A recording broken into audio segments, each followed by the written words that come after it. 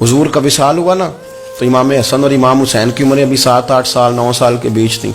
तो हज़रत मौला अली शेर खुदा रदी अल्लाह ताला अन्हु के साथ इमाम हसन आए मस्जिद में, तो मिंबर पे बैठे हुए देखा हज़रत अबू बकर सिद्दीक को, तो कहने लगे नीचे उतरना, मेरे नाना का मिंबर है।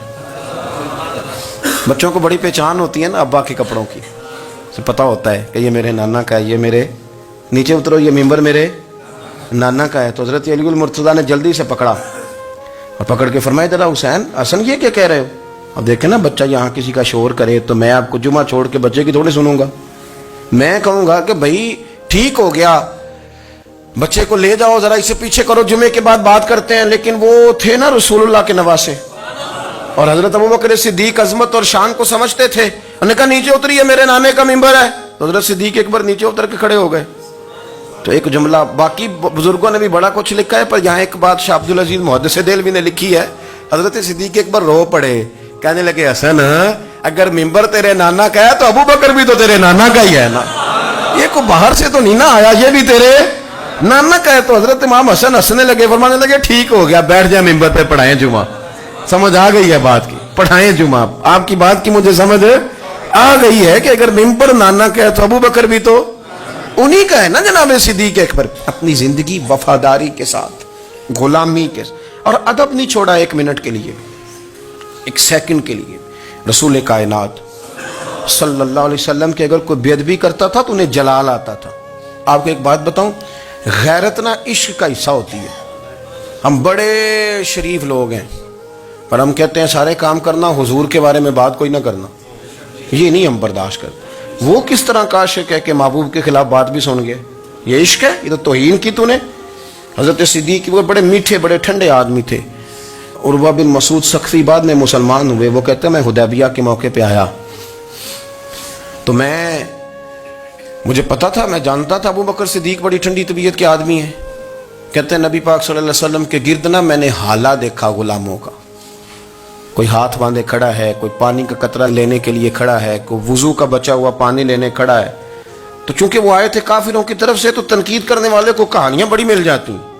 तो फौरन उर्वा बिन मसूद सख्फी कहने लगे ए मोहम्मद इब्न अब्दुल्लाह सल्लल्लाहु अलैहि वसल्लम आज ये आपके गिर्द खड़े हैं, पर जब तलवारें चमकेंगी तो दौड़ जाएंगे। तलवारों के सामने खड़ा होना आसान नहीं। तो हजरत सिद्दीक एक बार पीछे खड़े थे, नबी पाक ठंडे मिजाज के आदमी, पर बात हुई थी ना सरकार के बारे में, तो दौड़ के आगे आए और इतना सख्त जुमला कहा, कहने लगे जा जाके लातो मनात की शर्मगाह चाट, तू कहता है कि हम हुजूर को छोड़ जाएंगे?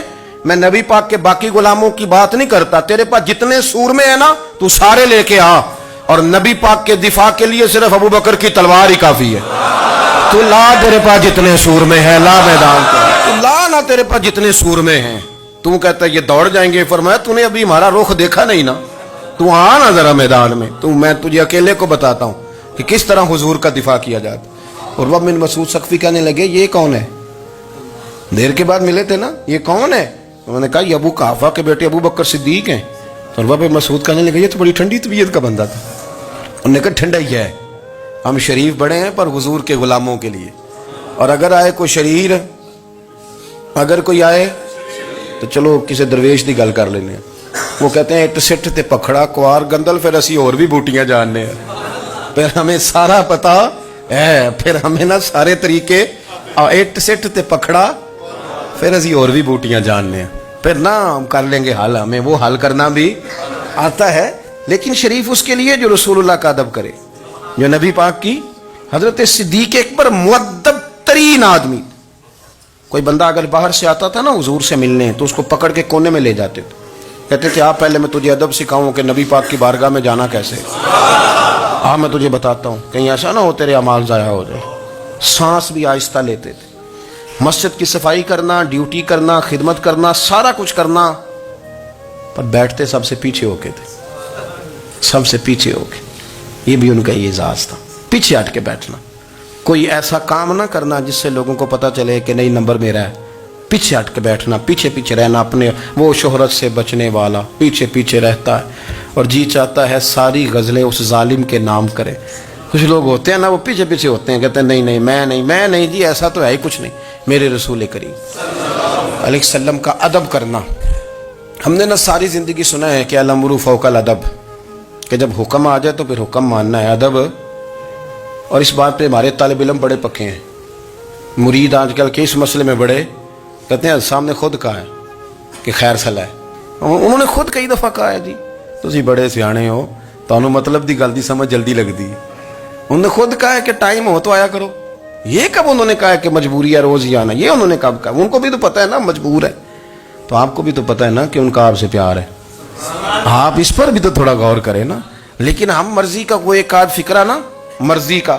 وہ ایک طالب علم یہاں سے گیا تو میرا دل نہیں تھا جائے، تو وہ کہنے لگا جی مجھے حضرت صاحب نے خود کہا ہے، حضرت صاحب نے خود کہا. میں پوچھ کے آیا ہوں. تو جو ہمارے کچھ سنگی تھے بیچ میں پیار والے، وہ کہنے لگے آندہ میں پوچھ کے آیا. میں کیا آندہ وہ بھی ٹھیک ہی ہے. تو انہوں ساکھیا سی میں جاواں تو میں انہوں کی آندہ. میری بات کی سمجھ آئی ہے نا جی. جب ارادہ ہوا تو پھر ابے کو منا کے بھی آ گئے. جب ارادہ ہوا تو ابا جی کو میں نے جانا ہے، بزرگوں کے پاس ملنے جانا ہے. اور جب ارادہ نہ ہوا تو کہنے لگے حضرت صاحب نے خود فرمایا ہے کہ ابا راضی ہوگا تو اللہ راضی ہوگا. چھٹی مرضی کا ہے نا مزاج، تو مرضی کی کہانی. تو میں الحمدللہ مجھے تھوڑا سا پتہ ہے، ویسے بھی اپنے بال بچے کا پتہ ہوتا ہے. ہیں جی کی آندے نے پیداندی کے جیندے سال ہی ویکھی دے نے. مجھے بھی پتہ ہوتا ہے کہ آج کہاں کہاں کس کس انداز میں کیا کیا کہانی ہے، کہاں کہاں کیا سٹوری ہے. تو کبھی کبھی یہ سارا پیار ہی ہے، یہ بھی سارا اس میں بھی پیار ہی ہے. پتہ چل جاتا ہے کہ کل کہاں سے بات کر رہا تھا اور آج بات کہاں کر رہا ہے. یہ اپنا اپنا مزاج ہوتا ہے نا، اپنی طبیعت کے مطابق چلنا ہے. سنا یہی ہے کہ الامر فوق الادب، کہ جب حکم مل جائے تو پھر ادب نہیں کرنا، پھر حکم پہ. پر حضرت صدیق اکبر نے نرالا ہی کام کیا. حضور سید عالم صلی اللہ علیہ وسلم ایک صلح کرانے گئے، فرمایا میں دیر سے آیا تو جماعت کرا لینا. عصر کی نماز کا وقت ہو گیا، سیدنا بلال حبشی نے اقامت پڑھ دی. صدیق اکبر مصلی پہ کھڑے ہو گئے.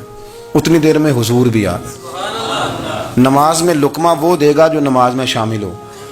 ٹوٹیوں پہ کھڑا بندہ لقمہ نہیں دے گا، پہلے وہ آ کے اللہ اکبر کا شامل ہو پھر لقمہ دے. حضور آئے، صحابہ نے ہاتھوں پہ ہاتھ مارنے شروع کیے، اطلاع کر رہے ہیں کہ لوگوں حضور آ گئے. سرکار اگلی صف کے قریب پہنچے تو جناب صدیق اکبر نماز پڑھا رہے تھے. نماز لوگ تو بغیر نماز کے ادب کرنے پر اعتراض کرتے ہیں. میں بخاری شریف کی حدیث پیش کر رہا ہوں، نماز پڑھا رہے تھے. انہیں پتہ چل گیا نا حضور آئے ہیں، تو ایک قدم نماز سے پیچھے ہٹا لیا. نماز پڑھا کہ میں تے ول ویکھاں، او میں کعبہ بھول گیا آئی. ہن بھول گئیاں نہیں سب صوم صلاتاں، اکو یار دا فکر پہ آئی. حضرت صدیق اکبر نے ایک قدم پیچھے ہٹایا تو حضور نے فرمایا ابو بکر پڑھاؤ نماز. پھر دوسرا قدم پیچھے ہٹایا تو فرمایا پڑھاؤ نماز. تیسرا قدم پیچھے ہٹایا. ہم نے آج تک یہی سنا ہے کہ حکم ہو جائے تو حکم ماننا ہے، ادب. اور ہمارے ہاں یہی ہوتا ہے، پھر لوگ حکم ہی مانتے ہیں، پھر ان کو ادب بھول جاتا ہے. لیکن جناب صدیق اکبر 3 دفعہ حکم آیا پر پیچھے ہٹ گئے. حضور مصلی پہ گئے، نماز پڑھائی. نماز کے سلام کے بعد نا حدیث میں مختلف حکم آیا، استغفار پڑھو، اللہ اکبر کہو، آیت الکرسی پڑھو، 33 بار سے مختلف اذکار آئیں. پر حضور نے آج کوئی ذکر نہیں، کوئی وظیفہ نہیں. سلام پھیرتے کہ ابو بکر میں نے جو 3 دفعہ کہا تھا نماز پڑھاؤ تو پڑھائی کیوں نہیں؟ ایک دفعہ نہیں 3. کبھی کبھی ہم بھی ناراض نہیں ہو جاتے، تینوں 100 بار ہی آکھیا ہے، کہا 3 دفعہ جو کہا تھا نماز پڑھاؤ تو پھر پڑھائی. تو حضرت صدیق اکبر رو پڑے، ہاتھ دونوں باندھ دیے، گھٹنے زمین پہ رکھ دیے. عرض کرنے لگے کیا جملہ ہے، کیا ترتیب ہے. عرض کرنے لگے یا رسول اللہ، ابو قحافہ کے بیٹے کی اتنی بھی جرت نہیں کہ مدینے والے رسول کو نماز پڑھائے. میں اتنا بھی جرت مند نہیں ہو گیا حضور، میں کیسے آپ کے آگے کھڑا رہتا اور آپ میری، یعنی این نماز کی حالت میں، این حالت نماز میں بھی ادب. نماز پڑھا کہ میں تین ول ویکھاں. ان کعبہ بھول گیا، میں نے بھول گئی نہیں سب صوم صلاتاں، اکو یار دا فکر پہ آئی. دوستو حضرت ابو بکر صدیق رضی اللہ تعالیٰ عنہ کا عشق، ان کا پریم، ان کا پیار، ان کی باتیں.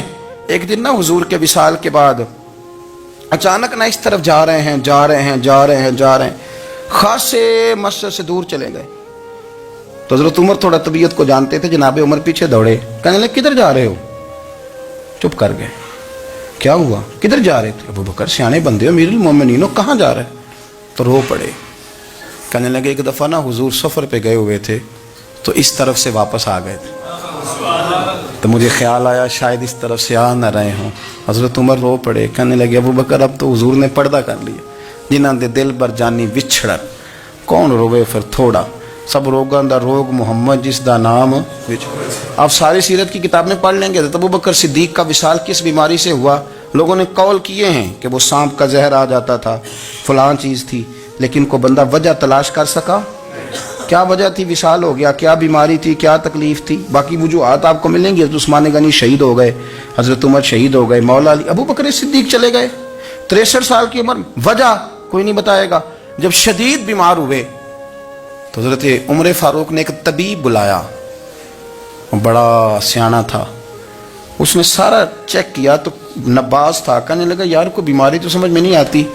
تو حضرت عمر تھوڑا سا جلال میں، یرانہ تھا نا، جلال میں کہنے لگے ابو بکر مسئلہ کیا ہے؟ دن بہ دن کمزور ہوتے جا رہے، نماز پڑھانے کھڑے ہوتے تو ٹانگیں کانپتی ہیں، مسئلہ بتائیں کیا ہے؟ طبیب اتنا بڑا ہے، یہ تو بندہ کا چہرہ دیکھ کے بیماری بتا دیتا ہے، اور یہ کہہ رہا ہے کوئی بیماری نہیں. تو حضرت صدیق ایک بار خاموش ہیں. پھر حضرت عمر کہنے لگے ہم سارے آپ کی وجہ سے چلتے ہیں، لوگ سارے پریشان ہیں، آپ حضور کے جانشین بتاتے کیوں نہیں؟ جب تیسری دفعہ کہا تو حضرت صدیق ایک بار کہنے لگے عمر زیادہ باتیں نہ کر، تجھے پتہ نہیں مجھے کیا بیماری ہے؟ نہیں پتا تو میں بتاؤں؟ نہیں پتا تجھے؟ بول. تو جناب عمر رو پڑے. کہنے لگے ابو بکر مجھے پتا ہے، آپ کا دیدار کے بغیر کام نہیں چلتا. وقت نا لمبا ہو گیا، چر ہو گیا، میں ترلے لیندیاں کدی موڑ میرے ول واگا، خواب میری وچ ایک وار دیاں میں ساری عمر نہ جاگا. مجھے پتہ ہے آپ کے مرض کا، پر ابو بکر امت کو ضرورت بھی تو ہے نا. تو حضرت صدیق ایک بار کہنے لگے بس ہو گئی ہے، اب میری وصیت یاد رکھنا، جب میں دنیا سے جاؤں تو اٹھا کے میرا جنازہ قبر رسول پہ لے جانا، اور پہلے پوچھ لینا کہ ابو بکر حاضر ہے، اجازت ہو تو مجھے دفن کر دینا، ورنہ جنت البقیع میں. تو لوگ کہتے ہیں ابھی جنازہ ہی رکھا ہی تھا کہ دروازہ اندر سے خود بخود کھل گیا، اور آواز آئی اب دیر نہ کرو، محبوب کو محبوب کے ساتھ ملا دو. پانی پر میں سہیلیاں رنگا رنگ کڑے، اسی پریا اس دا جانی ہے جس دا. میں نے شروع میں ایک بات کی تھی کہ اپنی خواہشات کو نا حضور کا غلام بنا دیں، سوچیں سمجھیں کہیں وہ لفظ جو مدینے والے رسول کو پسند ہیں، پھر دیکھنا مسلمان ہونے کا مزہ آئے گا، پھر ذائقہ نصیب ہوگا. اللہ ان کے درجات بلند فرمائے. آخر دعوانا